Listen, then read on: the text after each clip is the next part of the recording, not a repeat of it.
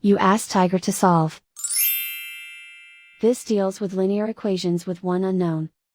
The final result is x equals 25. Let's solve it step by step. Group all constants on the right side of the equation. Add 20 to both sides. Simplify the arithmetic.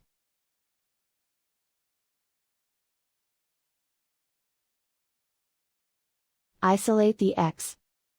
Divide both sides by 5. Simplify the fraction.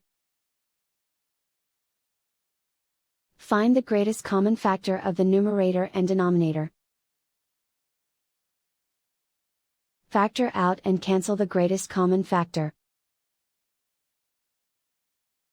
And so the final result is x equals 25.